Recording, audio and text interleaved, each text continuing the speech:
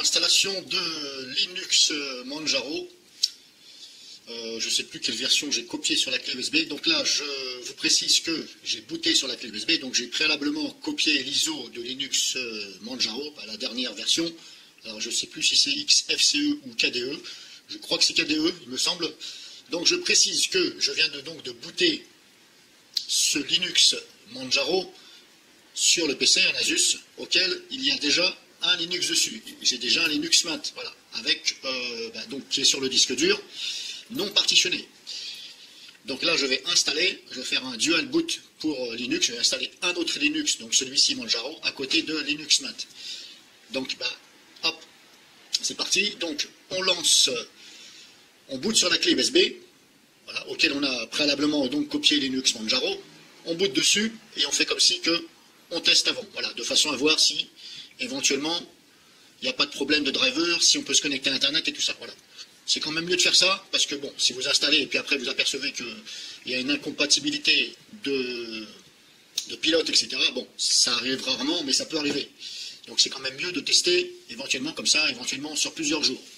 Bon, personnellement, je n'ai pas testé, c'est pas grave, hein, c'est juste comme ça, pour vous montrer. De toute façon, si ça ne va pas, je supprimerai donc ce Linux Manjaro. Le Linux Mint, qui est déjà installé sur ce PC de disque dur, n'a pas de souci. Voilà, les drivers, tout correspond, aussi bien matériel, tout ça.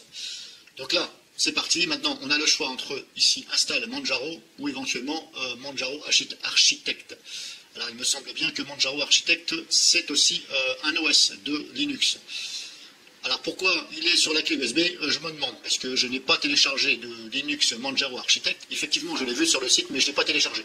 Alors, peut-être qu'il est déjà inclus dans l'ISO de Linux Manjaro KDE, je crois.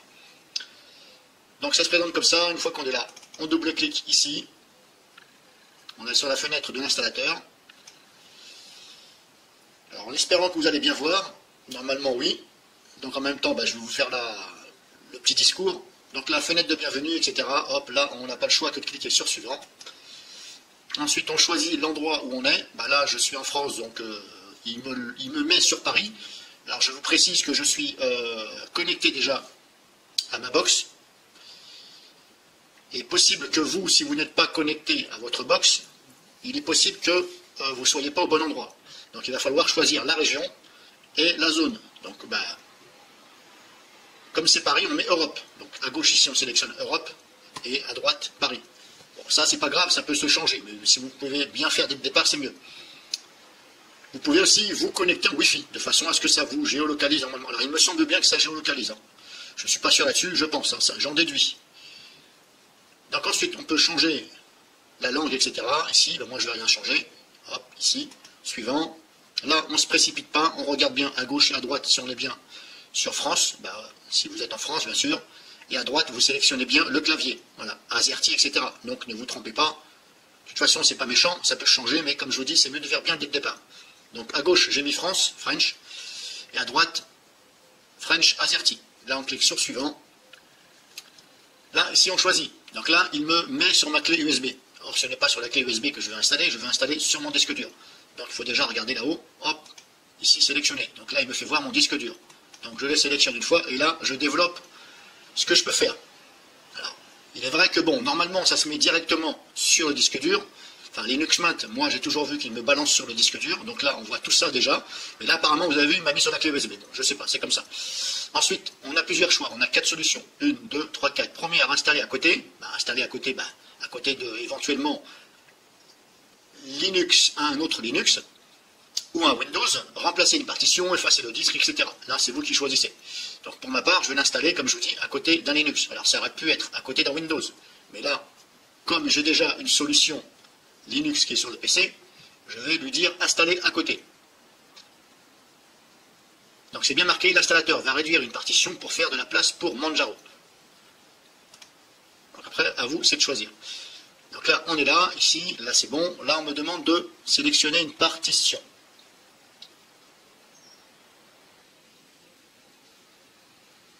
Faire glisser la barre. Alors, faire glisser la barre. Où est cette barre? Ok, d'accord. Alors la barre, elle est ici. Au début, on ne la voyait pas. Donc vous prenez la barre. C'est la barre qui va vous attribuer combien de gigas par rapport au disque dur.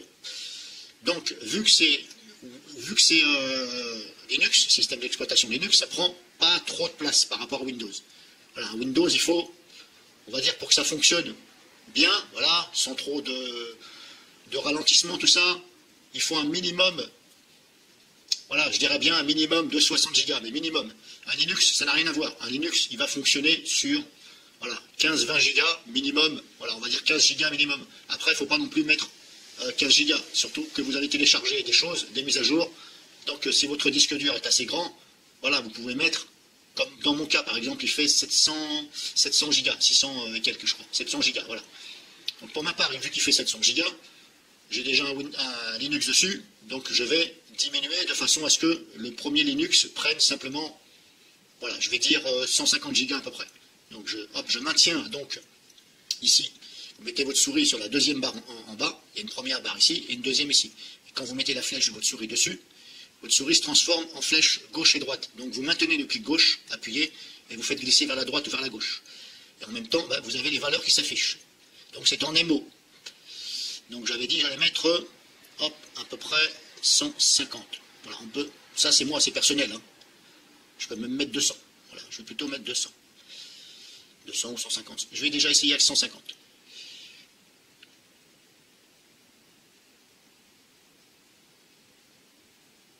Alors je mets à peu près. Hein. Voilà, 150. Donc là on est bon.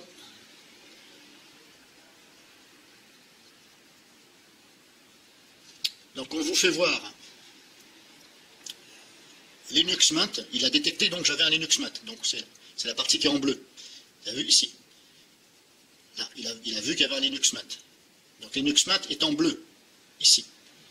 Donc ça veut dire qu'en dessous, c'est les récapitulatifs. Ça veut dire que maintenant, mon Linux Mint, avant il était sur tout le disque dur, il occupait tout le disque dur, donc les 700 Go.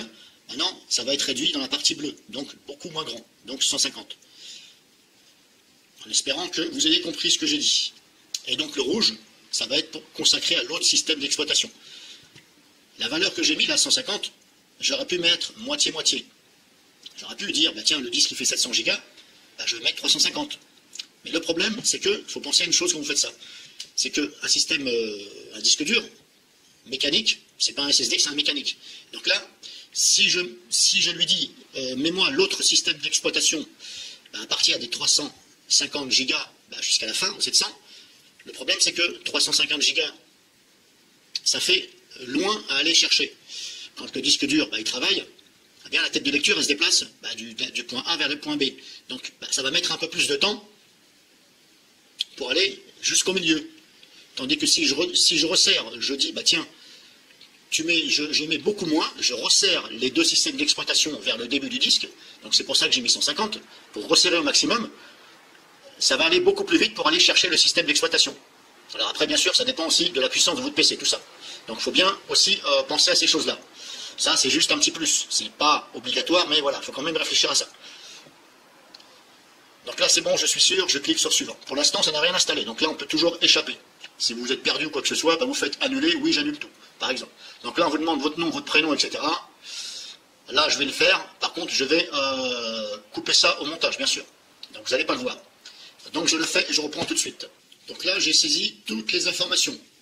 Alors n'oubliez pas, vous regardez bien, n'oubliez rien, il y aura le mot de passe. Et je vous invite aussi à cocher, bien entendu, il ne faudra pas oublier, démarrer la session sans demander de mot de passe, ce sera mieux, et utiliser le même mot de passe pour le compte administrateur. C'est mieux de cocher ça, parce que sinon vous allez avoir des mots de passe, et si vous risquez de ne plus en souvenir, là, ça va être un petit peu l'embrouille si vous n'êtes pas assez doué pour aller dépatouiller tout ça. Donc vous ne pressez pas, et ne mettez pas un mot de passe trop long, même si ça vous indique mot de passe trop court, ne mettez pas un mot de passe trop long, parce que sur Linux, le gros souci, c'est pas un souci, c'est que le fait qu'à chaque fois que vous installez des mises à jour, vous désinstallez quelque chose, vous faites des commandes, etc., à chaque fois, il demande le mot de passe, tout le temps. À un moment donné, ça devient agaçant. Bon, alors pour l'instant, je ne sais pas comment remédier à ça, mais ne vous inquiétez pas, mettez un mot de passe court, comme ça, vous n'allez pas vous embêter. Donc ça, c'est personnel. Si vous voulez mettre un mot de passe long, vous me en mettez un. Mais après, à chaque fois, il faudra saisir votre mot de passe qui sera long, il va falloir vous en souvenir en plus, ce qui est toujours pas évident des fois. Donc là, vous remplissez bien, voilà, Alors bien entendu, vous ne voyez pas ce que je fais, c'est normal puisque il y aura un écran noir. C'est normal puisque je ne fais pas voir ce que j'ai mis. Donc vous inquiétez pas, il n'y a pas de souci. La vidéo est toujours valable. Donc là, je clique sur suivant. Donc là, maintenant, nous sommes ici. Il me fait voir une dernière fois ce que ça va donner. Donc, il me fait voir exactement les partitions. Linux Mint 19 Tara qui est déjà sur le disque dur, qui est déjà installé. Donc, ça va me faire 146 Go et Manjaro fera 552 Go. Voilà. Après, libre à moi de repartitionner de façon à créer une autre partition de stockage où je vais mettre mes photos, etc. Parce que sinon, je vais me retrouver avec un Linux de 146 Go d'un côté et Manjaro de 550 et quelques. Bon, c'est pas grave, parce que de toute façon, j'ai déjà bien partitionné. Donc, vous vérifiez. Si vous voulez changer, ben, vous revenez en arrière, vous faites précédent, et puis ben, vous recommencez. Donc, localisation, clavier, regardez bien tout ce qui est marqué, parce que ça se peut, vous avez fait une erreur. Fuseau horaire, etc. Bon, ça, vous pouvez changer après. Hein. Même le clavier, normalement, ça peut changer. Mais si vous pouvez bien faire, c'est encore mieux. Et là, on clique sur Installer. Et là, attention, si vous cliquez sur Installer maintenant, là, c'est trop tard. Donc, il faut bien réfléchir, oui ou non. Hop, oui. Et là, hop, c'est parti, ça redimensionne. Donc là, c'est parti. Ça crée une partition et ça installe. Donc là, si vous avez fait une erreur ou quoi que ce soit, là, c'est terminé. Vous pouvez tout réinstaller. Donc le temps que ça installe, je mets en pause. Parce que ça va prendre à peu près, voilà, entre 15 et 20 minutes, à peu près. Donc je mets en pause. Alors bien entendu, je vous précise et je vous recommande, si vous faites ça sur un PC portable, branchez-le. Ne comptez pas sur la batterie. Même si vous êtes sûr que votre PC tient 2-3 heures, c'est quand même mieux de le brancher sur le secteur, parce qu'on ne sait jamais. Voilà, il suffit d'avoir un problème, et puis ça fout tout en l'air. Le PC va planter, impossible de récupérer la partition, puis là, vous n'avez plus qu'à tout recommencer à zéro. Donc branchez-le, ce sera encore mieux. Sinon, que vous dire de plus? Je vais en profiter. J'ai voulu faire l'essai en installant, donc, hop, je vais faire ça, en installant un autre Linux Mint d'une autre version à côté de ce Linux Mint. Donc j'ai fait la même chose, je l'ai copié sur la clé USB.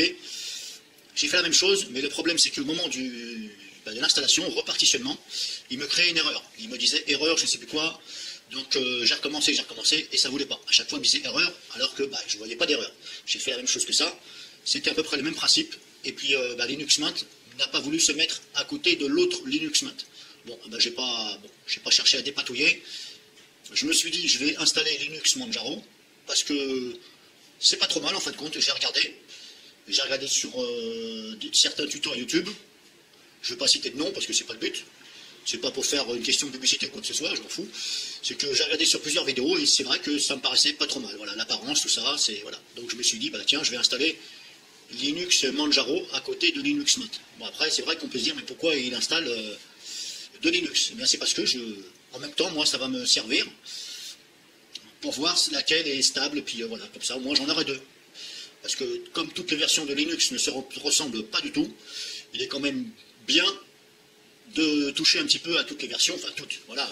Si vous pouvez en toucher 2 ou 3, voilà, ou 4, il ne faut pas hésiter à les essayer, vous mettez ça sur une clé USB, il ne faut pas hésiter à essayer, voilà, sans les installer, vous mettez ça sur une clé USB, vous pouvez mettre ça sur n'importe quel ordinateur, vous démarrez sur la clé USB, vous testez, vous regardez, vous choisissez celle qui vous convient. Moi, c'est ce que je fais. Et puis pour l'instant, voilà, pour l'instant, je place entre parenthèses, Linux Mint en premier, de ma préférée, parce que c'est celle qui se rapproche le plus de l'apparence de Windows, grossièrement, hein, voilà, menu démarrer, etc. C'est bien développé, mais Linux Manjaro, ça m'a l'air d'être quand même assez développé aussi. Voilà, quand vous cliquez, c'est détaillé, c'est bien compréhensible. Voilà, c'est pour ça que je me suis dit, je vais installer Linux Manjaro, puisque Linux Mint n'a pas voulu se mettre à côté de l'autre Linux. Donc je remets en pause et je reprends quand c'est fini. Donc voilà, installation finie. Donc ça a mis environ une vingtaine de minutes à peu près. Hein. Après, ça dépend aussi de la puissance de votre ordinateur. Donc là, une fois que c'est fait, il faut redémarrer. Donc vous cochez bien ici, redémarrer. Alors je vous fais voir bien sûr sur Linux Manjaro, hein. Ça dépend après de la solution Linux que vous avez. Voilà, ça peut être différent. Donc on coche bien redémarrer maintenant et on clique en bas sur terminer.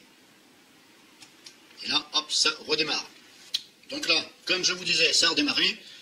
Vous allez avoir des écritures qui vont défiler. Alors ne vous inquiétez pas, vous attendez bien jusqu'à la fin, jusqu'à ce que le PC redémarre. Voilà, ne retirez pas la clé et attendez bien d'avoir cette fenêtre. Alors désolé, hein, bon, je suis torse nu parce qu'il fait chaud. C'est peut-être ce que vous avez remarqué, mais bon, c'est pas grave. Je suis pas nu, donc la vidéo ne sera pas censurée. Donc là, maintenant, on s'aperçoit que on a les systèmes d'exploitation différents. On peut choisir. Donc là, je me mets sur Manjaro Linux. Donc je me mets dessus, j'appuie sur Entrée, ça va démarrer Manjaro Linux. Si je descends 2 lignes en dessous, je me mets sur Linux Mint 19 Tara. Donc là, ça va démarrer sur Linux Mint 19. Donc maintenant, je vais essayer devant vous, même si je viens d'installer donc Manjaro, et Mint était déjà installé, je vais lui demander de démarrer sur Manjaro. Je me mets dessus, avec les flèches haut et bas, et j'appuie une fois sur Entrée. Et là, on attend. Ne vous inquiétez pas, il y a des écritures. Et ça va être marqué clean quelque chose. Donc ne vous inquiétez pas, c'est normal, vous attendez. Donc comme je vous disais, ne vous inquiétez pas, vous allez avoir des écritures, clean quelque chose, des numéros, c'est normal. Clean, ça veut dire nettoyage. Ensuite, vous allez avoir encore des écritures qui vont défiler, ne vous inquiétez pas. Laissez faire. Et normalement, ça devrait bien se passer et ça devrait booter, démarrer sur ce que vous avez sélectionné. Donc là, entre autres, j'ai sélectionné Linux Manjaro. Donc là, on attend. Là, elle me dit Internet semble indisponible. Ben oui, c'est normal puisque je viens de tout réinstaller. Donc il faut que je reconfigure tout simplement. Donc après, vous avez cette fenêtre ici, bienvenue Manjaro, etc. Voilà. Vous pouvez cocher en bas, lancer au démarrage ou le décocher. Si vous ne voulez plus voir cette fenêtre, chose que je vous recommande quand même, sinon vous allez la voir à chaque démarrage. Hop, vous basculez, vous enlevez, voilà, vous stoppez, lancez au démarrage, vous cliquez de façon à ce que ça ne se mette plus en vert et vous fermez la fenêtre. Voilà. Et puis aussi, erreur Internet, ne vous inquiétez pas, c'est pas une erreur, c'est parce que il faut que je me reconfigure, reconnecte à ma box. Donc là, on a vu, ça a bien fonctionné.